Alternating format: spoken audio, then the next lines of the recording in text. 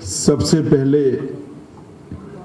मैं तेलुगु में नहीं बोल पाता हूं, इसलिए तेलंगाना की जनता की क्षमा मांगकर मेरी बात की शुरुआत करता हूं। आज भारतीय जनता पार्टी का 2023 के विधानसभा चुनाव के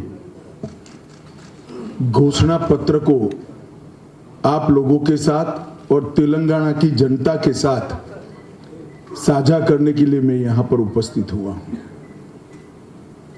तेलंगाना का घोषणा पत्र एक प्रकार से प्रधानमंत्री नरेंद्र मोदी जी की गारंटी है। ये भारतीय जनता पार्टी का घोषणा पत्र है। भारतीय जनता पार्टी की स्थापना से अब तक का ट्रैक रिकॉर्ड है, चाहे हमारी राज्य सरकार बनी, चाहे हमारी केंद्र सरकार बनी, हमने हमारे घोषणा सातत्यपूर्ण तरीकों से निभाते हुए भी हमारे वादे पूरे किए हैं।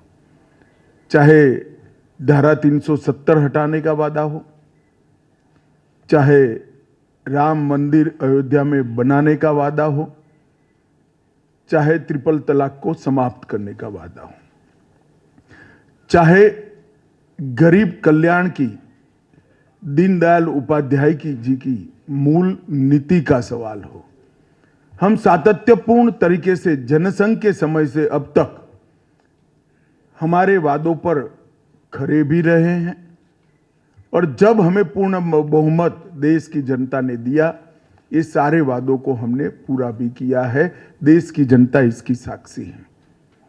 जहां तक तेलंगाना का सवाल है, मित्रों, अटल जी की सब देश में सरकार थी। अटल जी ने छत्तीसगढ़, झारखंड और उत्तराखंड का गठन किया था। कहीं पर भी कोई लड़ाई झगड़ा न हुआ और नए बने हुए राज्य और मदर स्टेट के बीच में कोई बैर भी नहीं हुआ। परंतु सालों तक तेलंगाना की मांग को कांग्रेस ने ठुकराया और फिर आनन फानन में चुनाव में एक एज लेने के लिए अकुदरती तरीके से जल्दबाजी में तेलंगाना बनाने का काम किया। कांग्रेस ने कभी भी तेलंगाना की मांग का समर्थन नहीं किया था, जबकि भारतीय जनता पार्टी ने 1997 से काकीनाडा में उस वक्त की आंध्र प्रदेश बीजेपी की इकाई ने एक वोट दो राज्य का नारा दिया था। वो नारे को हम लगातार समर्थन करते रहे।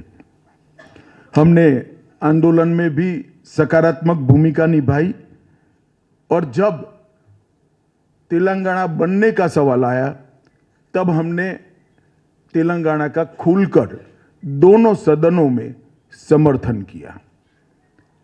तेलंगाना बनने के बाद नरेंद्र मोदी सरकार बनी। नरेंद्र मोदी सरकार ने तेलंगाना के विकास के लिए ढेर सारे काम करे।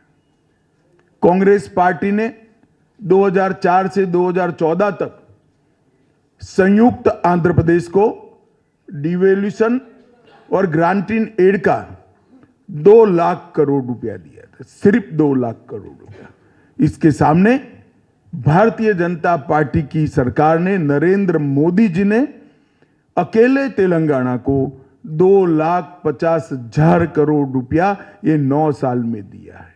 इसका मतलब हमने 160% ज्यादा दिया है। 2 गुना से ज्यादा पैसा देने का काम भारतीय जनता पार्टी की सरकार ने किया।